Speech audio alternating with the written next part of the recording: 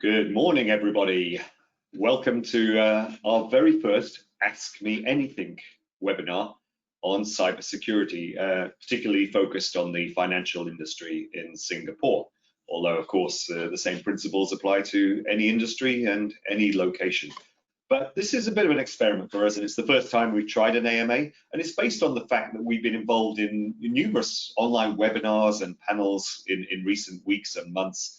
And what I always find is that towards the end of these panels, we start getting a deluge of questions, and we end up running out of time to answer them. So we decided to open this one up to give folks an opportunity to ask us questions right from the get-go and to pick the brains of some real experts from both within Kroll and a guest from the client side as well. So just very quickly, we're going to introduce ourselves and then we're going to kick off and look forward to your questions. So my name is Paul Jackson. I'm the regional head of the cyber risk practice for Kroll, division of Duff & Phelps. I'm based in Hong Kong, sat here in my home office at the moment, and I've been in the region for a long time, 32 years now, since working in the Hong Kong police when I joined in 1988. Where I led the cybercrime investigation forensics department there for many, many years. I moved to JP Morgan for a number of years, where I briefly, for a couple of years, 2.5 years, moved across to New York, where I was the global head of cyber investigations for JP Morgan. But home is where the heart is, sort of thing, and I'm back in Asia, and I've been with Kroll now for 3 years, just over 3 years in this role. So I'm very honored to have a real high caliber group of folks on this panel with me. I'm going to let them introduce themselves. So first of all, our guest, Chris Orr, please introduce yourself and thanks for joining us today. Absolutely. Thanks for having me, Paul. Much appreciated. So my name's Chris. My background is the United States military. I was in the Air Force. I worked in intelligence and technology, in cyber security aspects, from developing technologies and then employing them primarily on devices and handsets, that sort of aspects. Since then, I've done some consulting aspects for different regional governments in ASEAN, some in Africa, some in the Middle East, primarily in security defense and then also in the offensive side of the house. Currently, I'm an advisor for Monks Hill Ventures, a Series A focused VC in the Southeast Asia area, as well as a family office in the New York area focusing funds into technology space as well. So, and I still do some of the consulting aspects for some of the regional governments. So, thank you.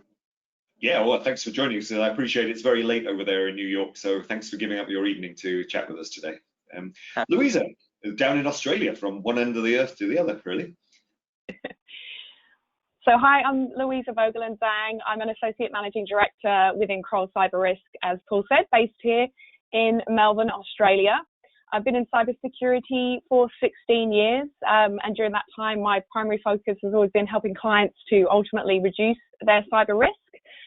My role at Kroll is to expand our data breach management services throughout the Asia Pacific region, and also to lead our cyber due diligence engagements and security culture engagements with our clients.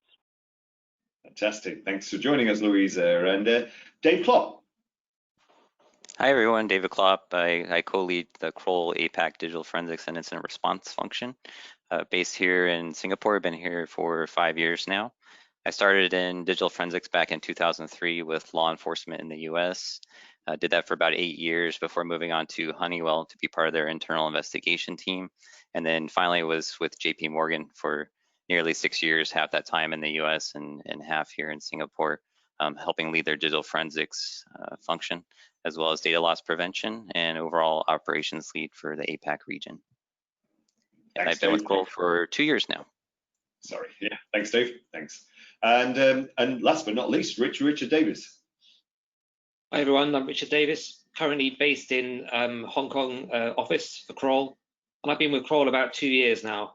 My background and my current focus is proactive cybersecurity, and I've done a lot of testing and helping clients across multiple sectors over the last 20 years, especially UK, Australia, Germany, but various places. And I'm really just sort of helping organizations prepare to face the cyber threats that are out there at the moment. Very good, and thank you all for joining this morning. Right, so just before we leap into some questions, for the audience benefit, on the panel on the GoToMeeting, you will see a questions tab. Please go ahead and type in the questions you have. This event is, after all, for you to learn. You've already heard from the panel here, and the depth and you know, and quality of the experience that everybody has. So it's your opportunity to learn really from the folks here. So please take the opportunity to ask whatever questions may be top of mind for you. But I'm going to kick this off by going straight to Chris, actually, and just saying, you know, from the client side, Chris, what really concerns you most about cybersecurity? You know, you're sitting on that side of the fence. What's top of your mind? I think in cybersecurity, the challenge is that basically it's always an evolving threat. The concept is that there's not a static bad guy. There's not a single, you know, solution out there that solves all problems. A lot of the FIs kind of globally, and especially in ASEAN, really look for that silver bullet, right, to solve all cybersecurity problems. If I just contract and buy that one product, I solve the problems. And I think we just can't look like that, right? The threat is always evolving. So we, as kind of the people that are entrusted to defend the networks, defend the IT infrastructure, we always have to be evolving, right? We have to constantly up with that and be able to learn and employ new things. So I think that's probably the biggest challenge. And then having the talent pool to be able to support that continuous learning journey. Yeah, actually, you raised a good point there about silver bullets. Rich, I just want to pop over to you because, you know, is there too much reliance, do you think, on organizations who maybe don't understand cybersecurity so well, that they think, well, you know, there's this tool that will protect me. I just buy this software or hardware or whatever, and I'm protected. I mean, you know, you test security, you see the gaps. What's your perspective on that? And I completely agree with that. I think that, you know, cybersecurity is a complicated problem. And, you know, many organizations, including FIs, it's not their primary focus. They don't want to have to spend too much time and thought over it. You know, we see a lot of organizations where tools are bought, expensive tools, but they're not necessarily used effectively. So, I mean, for example, I think it was last year, we had a call from a client that had an incident, and the incident had actually been detected by some very up-to-date, good sensors that they had on all their endpoints. However, nobody was monitoring that, and no one was responding to it. And it was really by chance, as part of an audit, that the actual alert was detected. So, you know, I think, you know, echoing Chris's point, there's definitely no silver bullet. And if you're not integrating products and technology into an actual framework, then it's probably not doing you much good. Yeah, that's an interesting point. Yeah, yeah, time and again we see that these expensive tools are either not configured properly or they're not being monitored properly. And again, perhaps it comes back to your point, Chris, about personnel having the right people in place. But how does a small company resolve that if you're not going to hire a full-time person to deal with security, right, Chris? Sometimes, I mean, depends on your own budget, obviously, and I think that the challenge is actually no offense, that's not the way I'd phrase it, right? It's not a matter of hiring that one person, because the problem with cybersecurity is it's much more complex than one person understands on their own, right? So it's not a matter of deciding to be internal and hiring one person. It's deciding to do security internal and hiring 6 to 8. Right. So do you have your person that focuses solely on your networks and switches? Do you have somebody that focuses on, you know, compromise? Do you have somebody that's actually looking at your forensics? And you're looking at actually building out an entire team. And that team is actually also very expensive, right? And it's also highly trained. How do you keep them up to date on the newest capabilities and learnings as well there? So I think that's more the balance and the question. Do you build out a team for your cybersecurity defense, or do you outsource, right? And I think it's not a matter of hiring one person. Even when startups, because I mentor quite a few startups, as startups look at it and they go like, oh, should we hire a cybersecurity person? I'm like, that one person is probably not going to have the skill sets to kind of catch all by any means, right? So it's typically better to get support externally, in my personal opinion.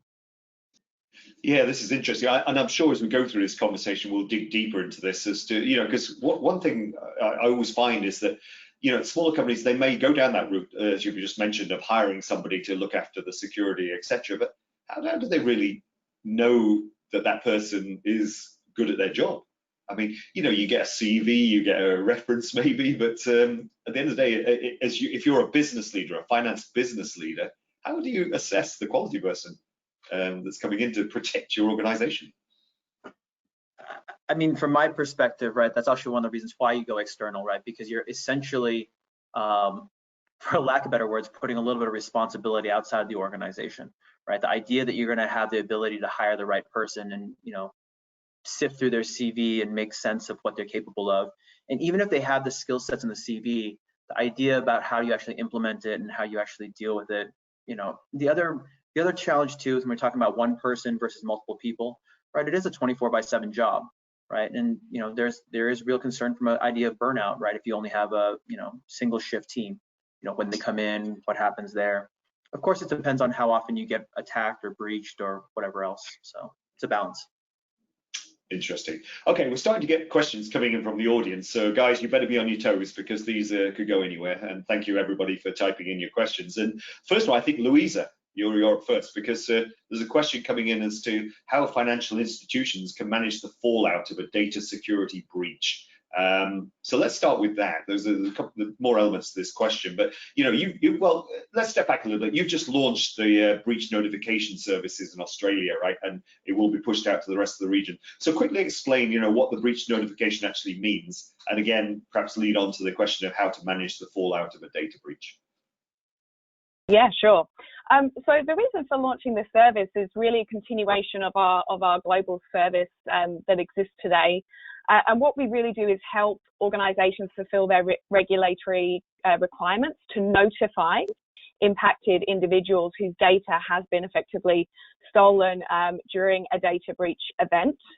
So that's really, you know, what the service is at a high level there to serve our clients with. And what we do through that service is we help that client communicate with the impacted population. So whether that is through sending letters, sending emails, sometimes we do SMS as well, and we also provide call center services so that the impacted population can call in and ask any questions that they have about the breach, what that means for their information. And off the back of that, we then also offer remediation services, so things like identity theft monitoring and credit monitoring services.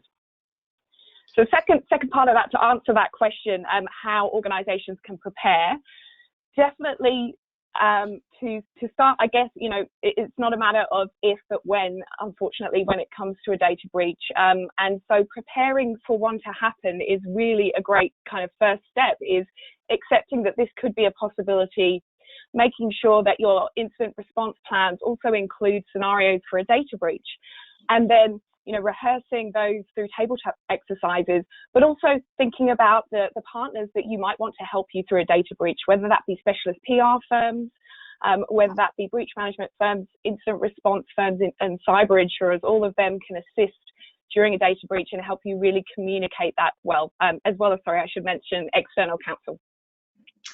Yeah, there's a lot of moving parts to that. Dave, you're involved in, obviously, in leading most of the forensics and incident response cases that we see in the APAC region.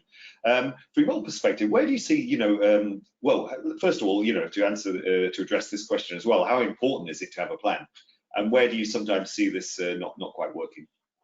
Yeah, I mean, definitely, Luisa already touched on having a proper IR plan in place that not only addresses the technical aspect, but also business management, compliance, legal, PR, marketing. You know, all those aspects come into play with an incident response breach, not just the technical investigation piece, which my team handles. You know, we come in and ensure, you know, there's a full investigation in place. We understand the full extent of the breach, where then you can move on to the notification portion. But also, Luisa brought up an excellent point, not only having this plan in place, but testing that plan. You know, it's good to have this on paper, but if you're not constantly testing it to make sure that it works properly, then it's kind of a waste, right? So that is also something that Kroll helps with, having tabletop exercises with clients to ensure their plan is proper and works well. And then there's just a final point, and Chris already touched on, you know, there's various expertise within cybersecurity, so it's not just one person. So having, you know, the right partners in place, you know, often companies will have, you know, the detection piece in place, but they won't have an incident response function. So they'll, you know, end up contracting out with a third party. So if you are going along that route, it's important to have all the legal agreements in place before you actually have an incident. The last thing you want to do is, you think you've been breached, and now you're having lawyers go back and forth about, the conditions of the agreements to bring in the team to act swiftly. It's very important for the team to come in and start preserving evidence immediately. So you don't want to have that gap in place, working through legal agreements. So if you are going to have an IR partner, make sure you go ahead and have those legal agreements in place as part of your IR plan. Yeah, no, that's a really good point. I mean, we've seen time and again that valuable time is lost at the onset of an incident because the lawyers are wrangling over limits of liability or the indemnity clauses. Yeah, Chris, go ahead. I was just going to say that every company should have an IR plan. Right. There's two types of companies out there: those that know they've been breached, and those that don't know they've been breached. Yeah. The concept is that by the time you realize the time that becomes a priority for your company, it's already kind of too late. So have an IR plan, set up, right? Get the retainer in position, get the legal aspects, as David mentioned, set up, right? Because it just makes it a lot easier for you later on. Yeah, and in some ways, having an IR retainer with a qualified, provider, instant response provider, is like a form of insurance, because you're hedging against obviously a worst case scenario, which we can all see from the daily news is something that's incredibly likely to happen, unfortunately, to organizations at the moment. But that brings me on to, before I move on to the next question, just quickly touch on insurance, because it's an interesting topic, and I see discussed at many of these panels as to what kind of insurance does a small financial or any kind of size financial institution need, and what are the benefits or advantages or disadvantages on this. Chris, what's your perspective on cyber insurance? I mean, I think cyber insurance is a good thing. Everybody should have it, probably. But it's very similar to the idea of life insurance. I mean, maybe this is too long of a story, but the concept of life insurance, if you already have lots of capital and your family's all taken care of, and do you really need life insurance at the end of your life? Probably not. If you're a small FI and you have the ability to pay for that cyber team to come in and support you, and maybe they're on retainer already and you have a good relationship there, maybe you don't need insurance because you already have essentially a cybersecurity provider for you, helping you. But if you don't, the idea of having the insurance is a matter of, if there's a breach, there can be quite high costs in bringing a team on, doing all the forensics, going through it, assessing, right, and trying to actually re-secure your environment. And in that, having the insurance to cover that cost is quite good. There are some types of cyber insurance that try to protect reputation. Very honestly, your reputation's already kind of tarnished once you've already been breached. So the insurances that try to cover that, I don't tend to think are really very worthwhile. So it's more a matter of having the insurance to cover the cost of the teams that you're going to bring on. But it's better to actually have a cybersecurity partner, or if you can afford it, an internal team to be able to help you out, as opposed to the insurance itself, from my perspective. Yeah, very interesting. Dave, just going back to you quickly, what actually happens, because we work, you work a lot with the insurance, providers around the region. What actually happens when an insured gets breached? What's the actual sort of, a typical scenario? Yeah, usually the insured contacts the insurer as the first port of call. They're really that initial incident manager, if you will, and they'll start coordinating the different teams we already spoke about, getting the IR firm engaged. Usually an insurance company has a panel of providers, so they may present to the insured, this is our panel of providers, do you have a specific choice you want to go with? So then they'll, the insurance company will start engaging these partners to start responding to this incident. So that's one key advantage to having a cyber insurance. They act as that initial coordinator for your incident. They get the right teams in place that you need to start acting on it. Also, you have that budget now secured to cover all these aspects of the breach. It's not just the forensics team coming in, but like we already spoke about, it's having external counsel to help keep things under privilege. It's also having the PR firm that handles that messaging with your clients to, yes, your reputation has been tarnished, but they'll do their best to save your reputation for you. And then also the breach notification service that Luis spoke about, that could all be covered by cyber insurance. And then one final aspect, throughout the IR investigation, there'll be gaps that are discovered. So certain parts of those gaps could be covered by the cyber insurance as some uplift. So that's something else to consider. Is there a false sense of security though, Dave? I mean, you say that the insurance company will handle all that for everybody. They've got a panel of IR providers to choose from, etc. But doesn't that sort of delay things because they don't have to select a provider? That provider doesn't know anything about the infrastructure of the client. There's no real preparedness. Is that a disadvantage, do you think, of cyber insurance, that companies might think that everything's being dealt with by the insurer? It is a false sense of security. We're protected by cyber insurance. Well, your infrastructure is not protected. You still have to ensure that aspect.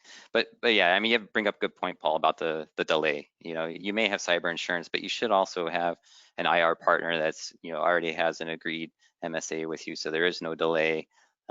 It is most important to have that technical expertise engaged immediately.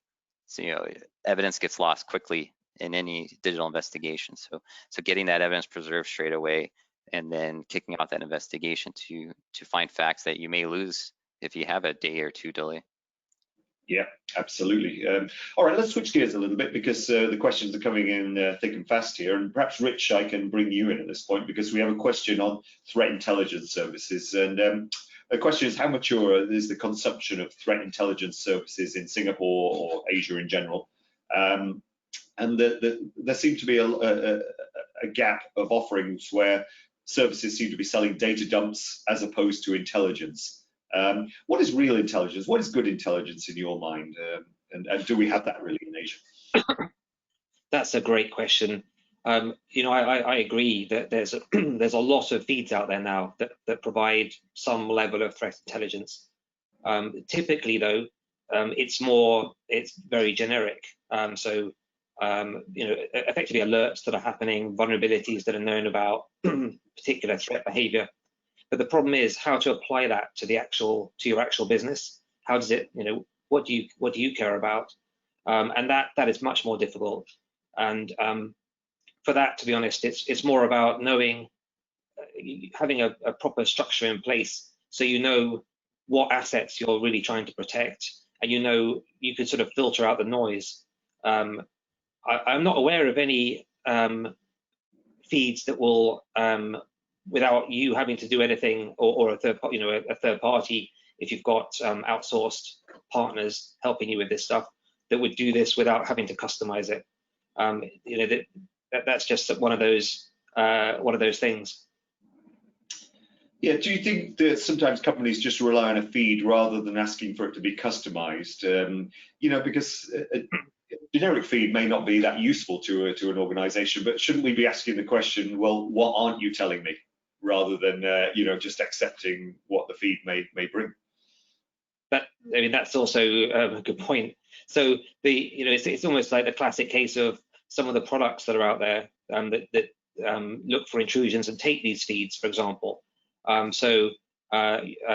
Next generation firewalls with intrusion detection built into them, and often or behavioral based detection systems that often claim that they detect 25,000 forms of vulnerability, but you're not interested in that. You're interested in what it won't detect.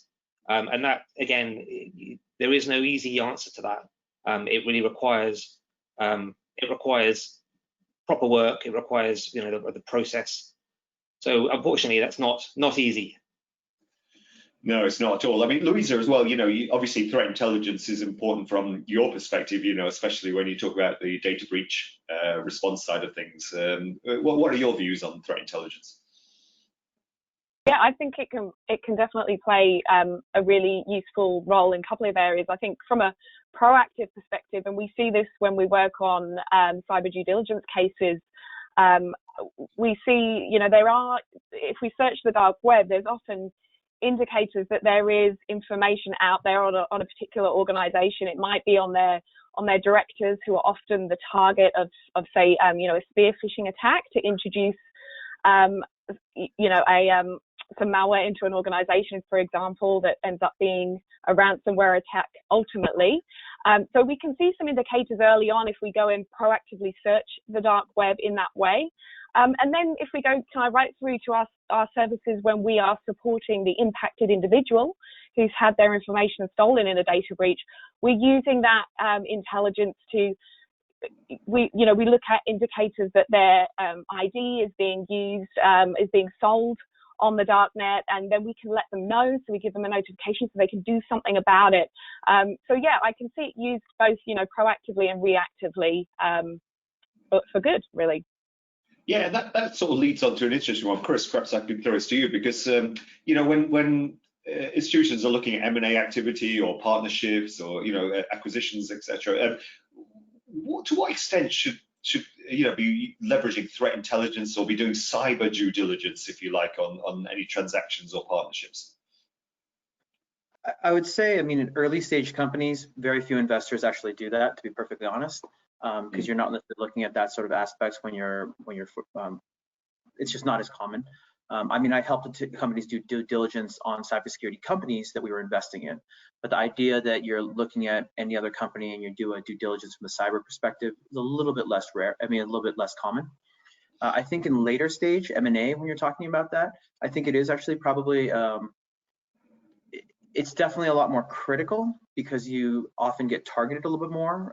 If you're Grab or Gojek, the idea that people aren't trying to attack their internet presence, their surface is, a little bit naive to think that, right? They're definitely getting pings quite a bit, if nothing else.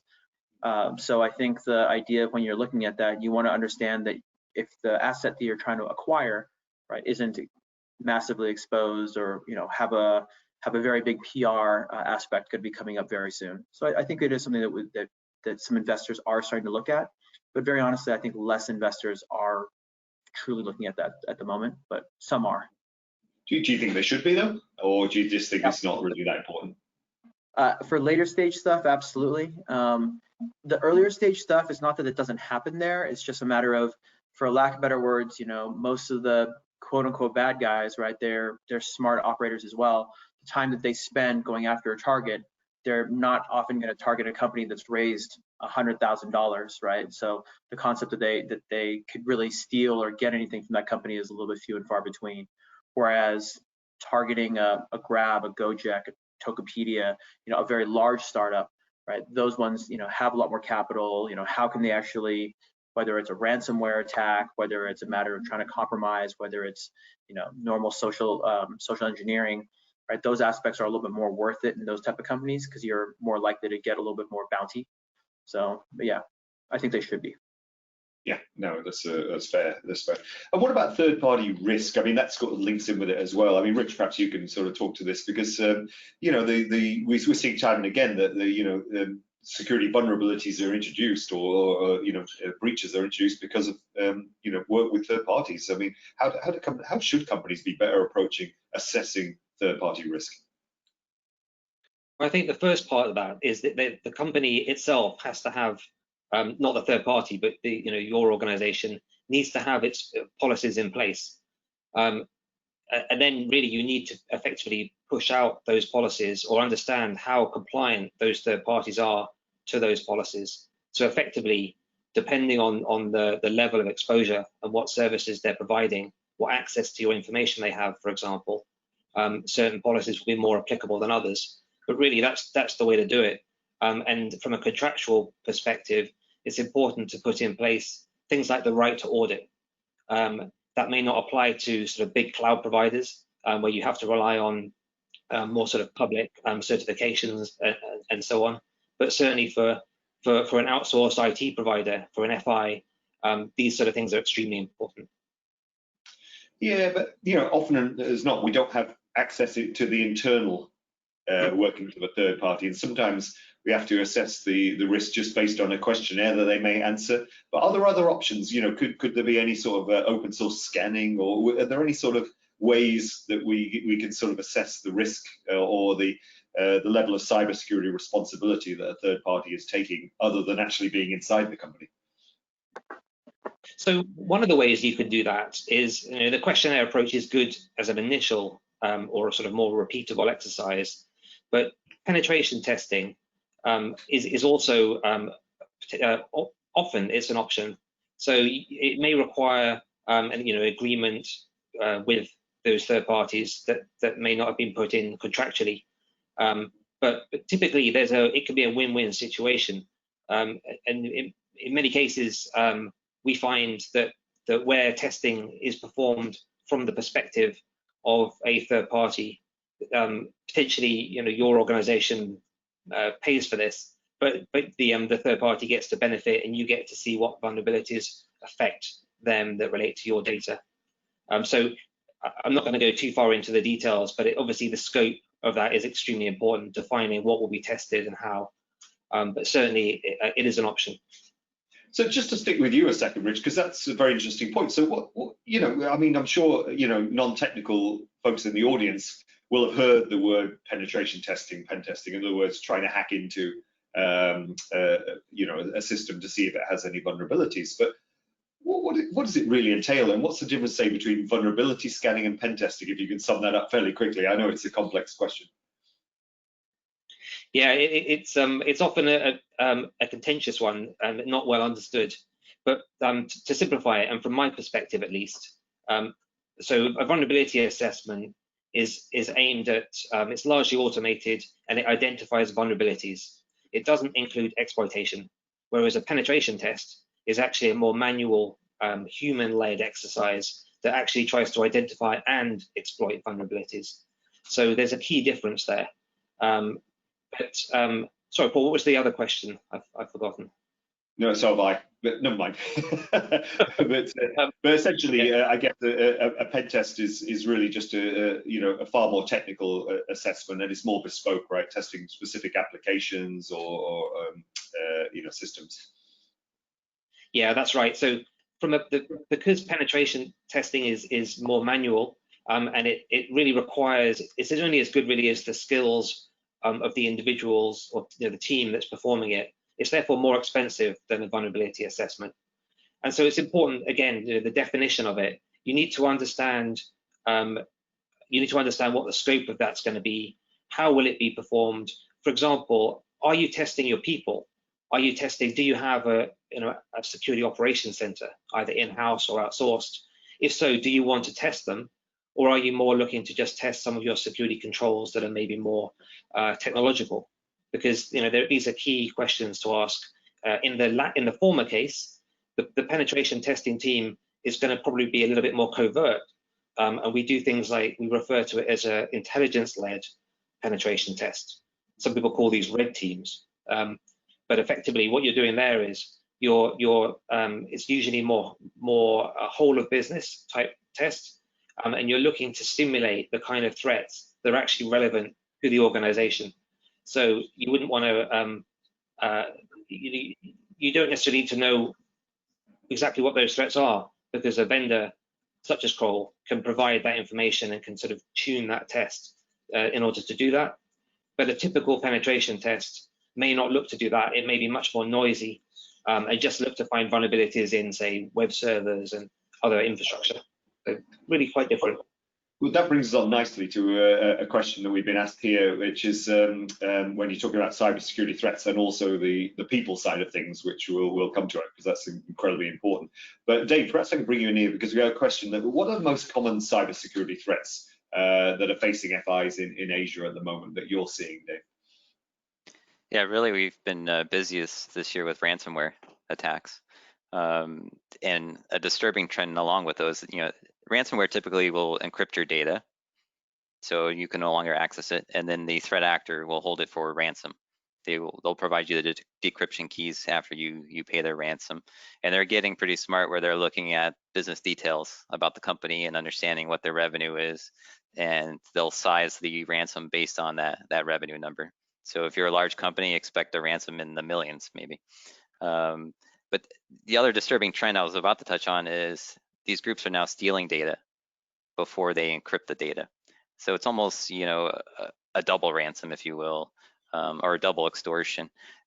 Even if you have backups in place, which, larger companies do have a proper business continuity plan with backups that they regularly test, they can restore their business operations, but now they've had this data theft aspect that they have to worry about.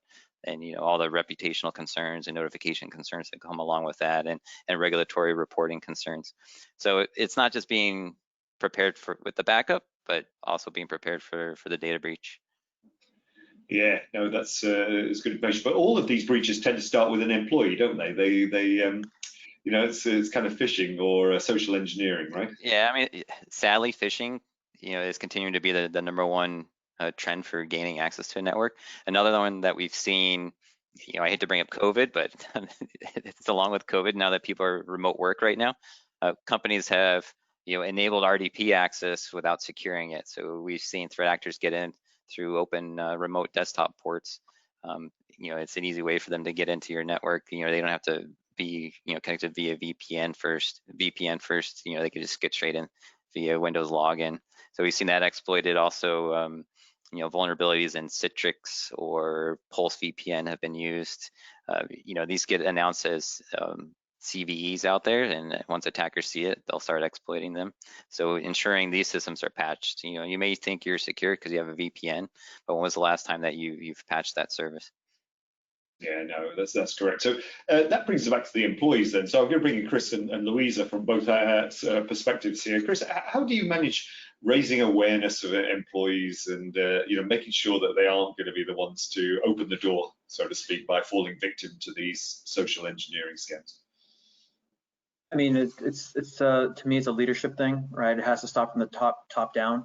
If your leaders don't take this seriously, right? If your founders, your CEOs, your managing directors, if they treat it like a drill, like, hey guys, we have to go through this checklist, or we have to do this training, and it's treating it like a, that check the box sort of stuff, it doesn't typically do very much. There's kind of the CYA aspect because, everybody got trained. But if they treat it a little more seriously, right, they help share, why this is actually important, what is the impact to the whole team, those type of concepts. I think it does go a long way.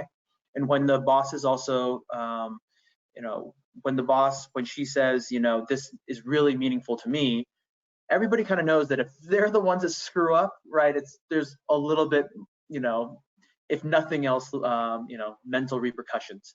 Right, so the concept, I think people do take it more seriously, and I think it has to come from top. It can't just be from the cybersecurity team or the IT team do your training. It can't be that. It has to be from the top, and it has to be that way led. Right. So Louisa, obviously you lead a lot of these employee awareness engagements. How do you get it to be driven from the top, and what does a good sticky employee awareness program actually entail? Yeah, I mean, I think Chris hit the nail on the head with it really does need to start from the top down. And that's absolutely one of the first approaches we will take, is to have a session with the board and really just help them to understand, understand their cyber risk appetite, then understand that they have a really key role to play in modeling the right behaviors in the organization and making sure those behaviors slow down, and really making it a part of how we do business in that organization. So it's definitely really critical. And how you do it, well, there's lots of different ways, because everybody learns differently. And that's definitely one of the, the learnings we've taken from many security culture programs we've done, is that you have to think about that. So it really isn't just, a video for everybody. For some people, they want to read an article. For others, they want to interact with others, ask questions. So there's lots of different ideas out there. What I would say is, and sorry to bring up COVID again, but the remote working has made it a lot harder to engage employees. So anyone running these awareness programs really needs to work extra hard to find ways to engage those employees remotely. So that's definitely key. And then the other thing I would mention is just making it really easy for people to report things when they see something. You want every single person in your organization to know that security is their responsibility, and then to know what to do. Making it really easy for them to report a phishing email to the cybersecurity team. That's absolutely critical. Then you get that feedback loop, and then you reward people for that behavior. Yeah, no, I think you hit the nail on the head there. And, I do remember working with one organization a little while back where the CEO himself, right, he whenever he got a phishing email that he almost clicked on or even did click on, he would then forward that round to all of his employees and say, look at me, I got tricked in this. Would you have fallen for this? And because it came from the CEO, people actually read it and thought, wow, even the boss is getting hit with these, you know, and they start to take it more seriously. Whereas if a message comes from the cybersecurity team, it tends to go in the swipe left sort of button and bag and not really taken too seriously. So you're right. I think, you know, getting the top people involved is critical, and somehow that is changing. I've seen a lot of change there, but it's still got a long way to go with many organizations driving that from the top. So the questions keep coming in, and thanks everybody. Keep asking the questions. We've got another 15 minutes or so for the group here, so take the opportunity to ask questions, please. So we've got a question on crisis playbooks. Now, this is something I know, Rich, you've been involved in a lot in developing crisis exercises, scenarios for companies. But Chris, I just want to ask you first, have you been involved in any simulations of crisis, you know, any exercises, and how have you felt those have gone, if you have? I mean, I was in the U.S. Air Force, right? We were actually in some crisis, so there was definitely some fires putting out when we were deployed units and getting pinged from some, let's just say, some hostile folks. So there is always crisis, and you have to manage it the best way you can, right? But it does become kind of all hands on deck, and you know you treat it as best as you possibly can. In the commercial aspect, in the commercial world, some of the folks that we work with, we've actually supported some of the people in crisis where they've been hacked, when they've gotten ransomware attacked and whatnot, and we brought in teams and people to try to help them basically address that, right? So I would say no situation is ever the same.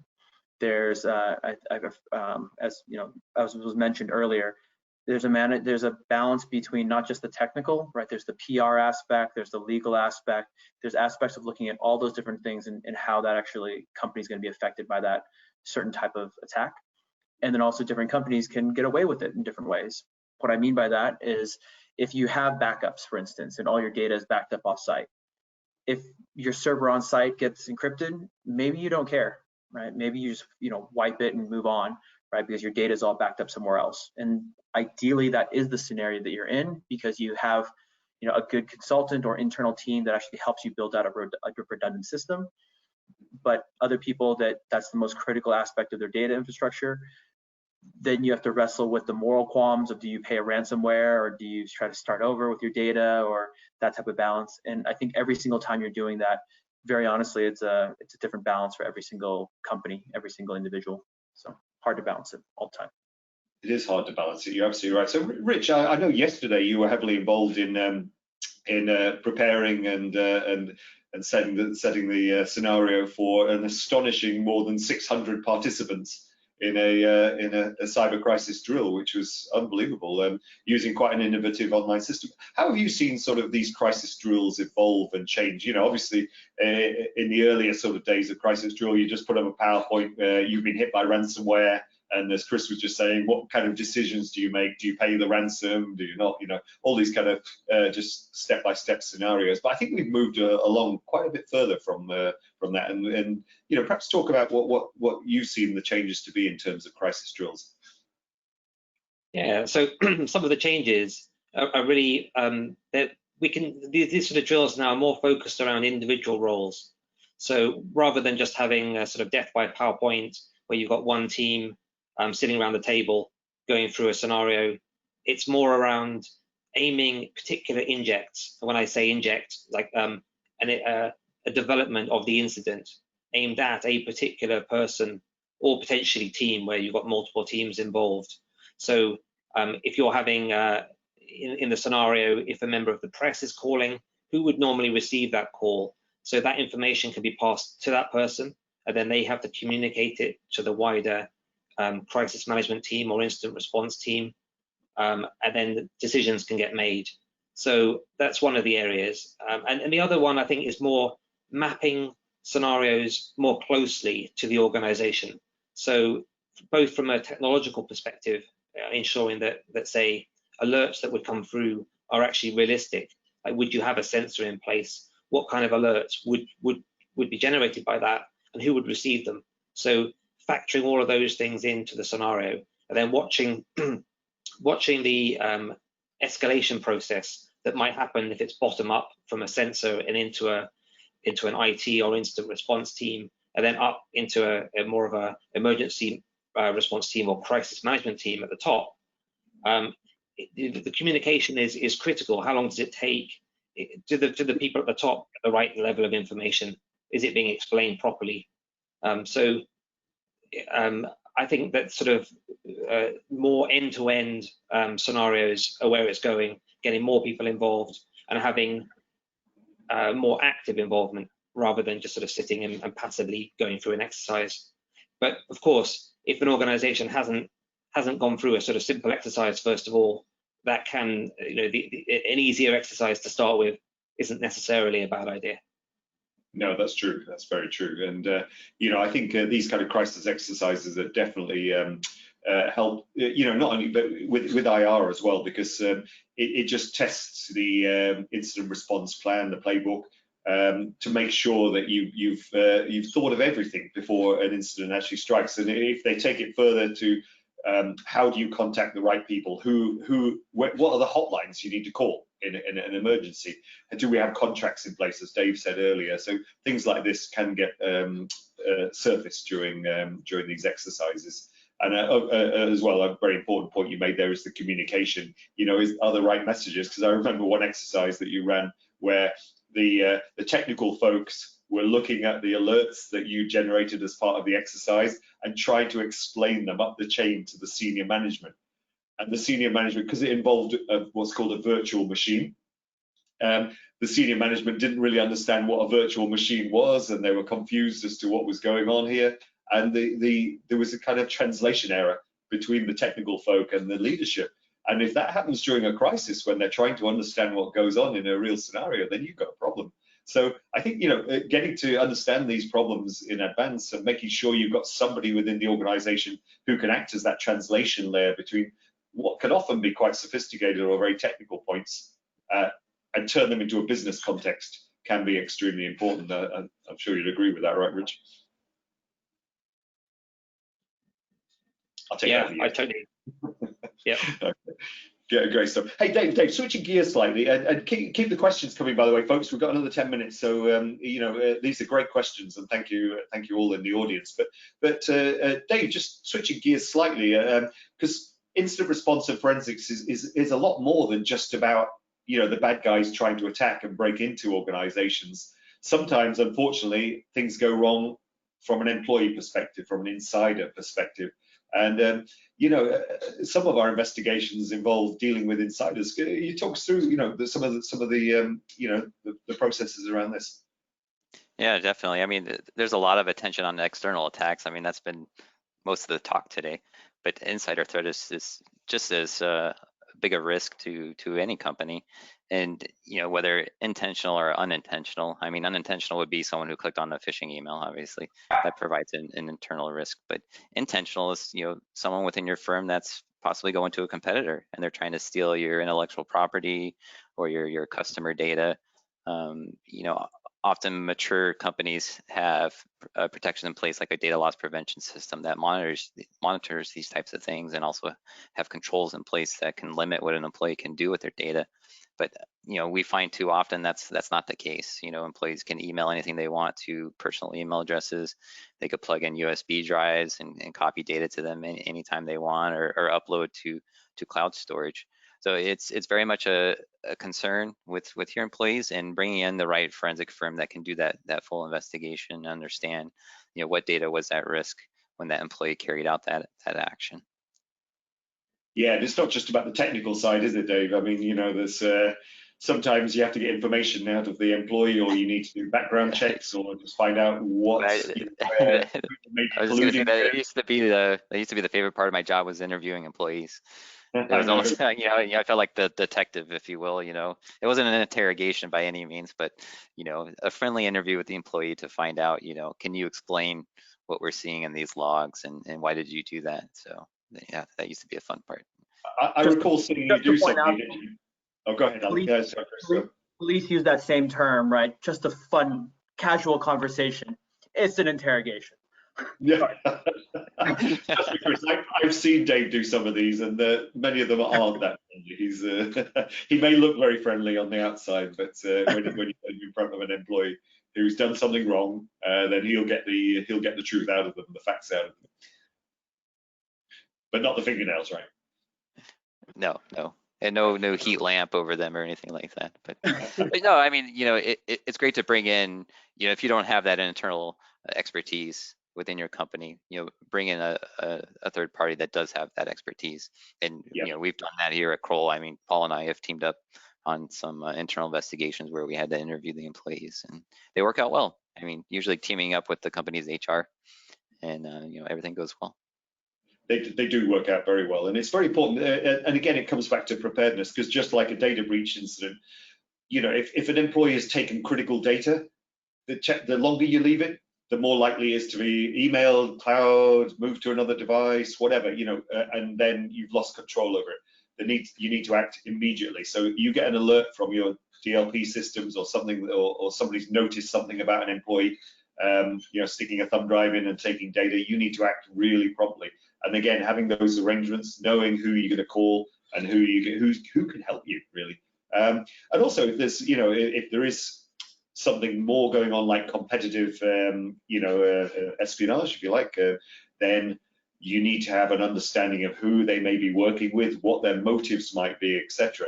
And certainly, we're very fortunate, obviously, in Kroll, that we can work hand in hand with our business intelligence and investigation side, the human component, if you like, of the company, to actually dig into what the motives may be and what who we may be dealing with in these kind of circumstances. So it's not always about the technology, and I think we often forget that, right?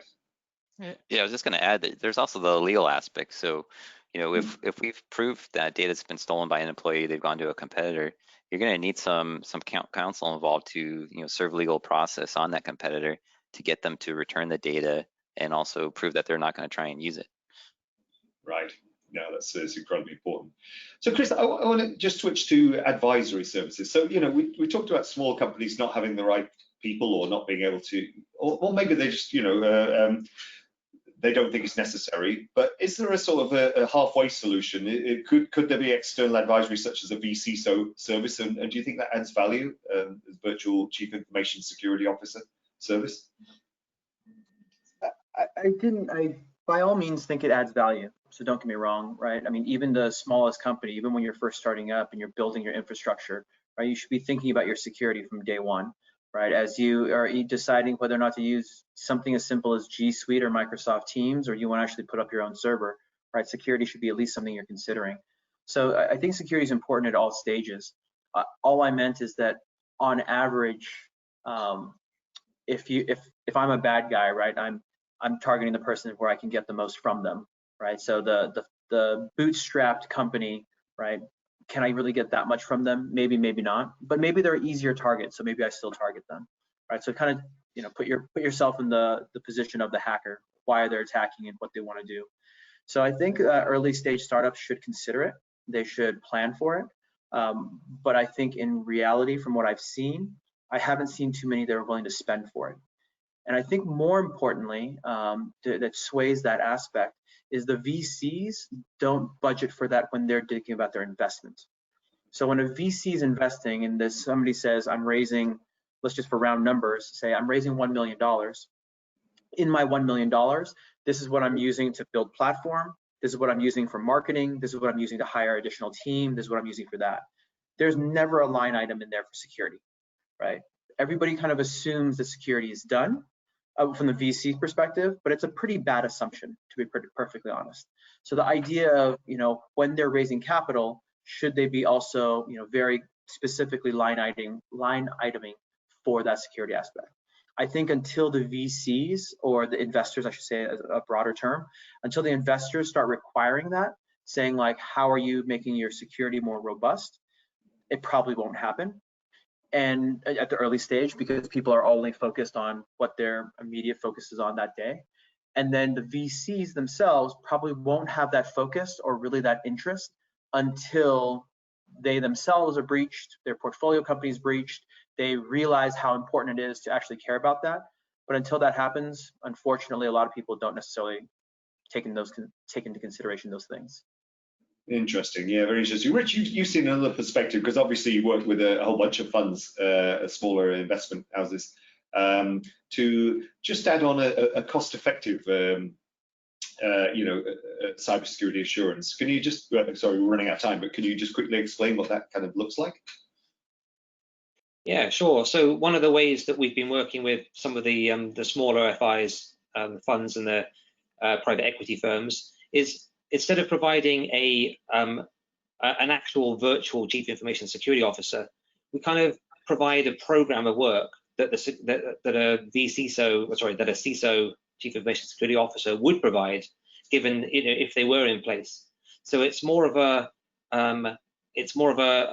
cut down program of work, and what it really does, it mirrors some of the same structures that a bigger organization would take, but does it on a much smaller scale, suitable for the organization. So it puts in place, the program covers things like identifying the risks, assessing the risks that matter, and exploring how effective the controls are that are in place to manage those risks, and then providing advice and working with the organizations, the funds, to ensure that the remediation plan, the risk treatment, is appropriate. So it's very sort of, I see it as a very supported program. Yeah, no, that's interesting. It seems to have gone down well, doesn't it, Rich? It's it's at a price point that's commensurate with the risk. And as Chris said, the risk may not be that high, but on the other hand, they need to be seen to be doing something. And as regulation strengthens and expectations strengthen, as Chris mentioned, then I think these kind of programs perhaps fill that little gap between having a comprehensive security program with somebody in charge of it and having something that's manageable by their own internal leadership. Yep, I agree. So just quickly on actually, I think we're almost out of time. We only got 2 minutes, but I was just going to touch on larger organizations, Rich. I mean, where is the benefit of sort of having a proper framework governance structure put in place before they think about sort of hiring a VC? So Well, I think the governance structure is essential. It doesn't have to be too complicated, but as comments made by Louisa and Chris earlier, if you don't have the governance structure, there's no way you can actually have security really controlled from the top. It's there to make sure that the board actually have visibility of the things that matter to them from the cyber perspective, in exactly the same way that they need to for financial risk or operational risk. So those structures are essential. I'm probably losing track of the question now, sorry, so we would definitely recommend that those structures are always put in place early on, and then the things that flow out of those, so the risk management processes of risk identification and controls and all the rest of it, that's an ongoing cycle, and so long as the first step is you know what's important, you know what risks you actually need to try and manage, and you put some processes in place to manage that, then you're ahead of the game, to be honest. Good answer. Good answer. Right. So we've run out of time. Look, I've got to thank all the audience for their questions, and most importantly, thank the panelists. Is there any final thoughts you'd like to leave the audience with as we, just in a couple of seconds, perhaps if I can go around the group, Chris, any final thoughts you'd like to leave the audience with? Nope, just the fact that, well, I guess maybe yes, cybersecurity is always important once a breach happens. The good companies are the ones that actually look at the idea of, how to prevent it from happening to start with. And I think, more and more companies need to be looking at it from a proactive approach. Yeah, good advice. Louisa? Yeah, maybe just adding on to that, like preparation is key. So making sure that you know what you're going to do if a breach does happen, or probably when, unfortunately. You're right there. Dave, anything you'd like to add? It's a broken record, be prepared. So be prepared, I know everybody keeps saying that, but also, have these relationships established beforehand. So yes, have that internal plan, but also have that third party help all lined up. Yeah, it doesn't cost anything to reach out and just to find out who's best equipped to help you, etc. So yeah, good point. And Rich, final closing words? I'm echoing the others really, but if you're owning a business or you're in the board, then you need to ask yourself the question: do you know what your risks are that could really sink the business, and do you know what the controls are and how they're being managed to ensure to control those risks and manage them properly. Right. Okay, good points. Right, and thank you all. Thank you very much to the panelists. Thank you to the audience. If there's any other additional questions, please reach out to us. Our contact details are all online, and we'd love to answer your questions, come and chat to you, etc. But thank you very much for participating in our first ever experiment with an AMA. So I thoroughly enjoyed this. It's been a great conversation. Thank you to all the panel. And with that, I think we will close off. Thank you very much, everybody. Thank you. Thank you to the moderator. Thank you. Thanks. Thanks. Bye.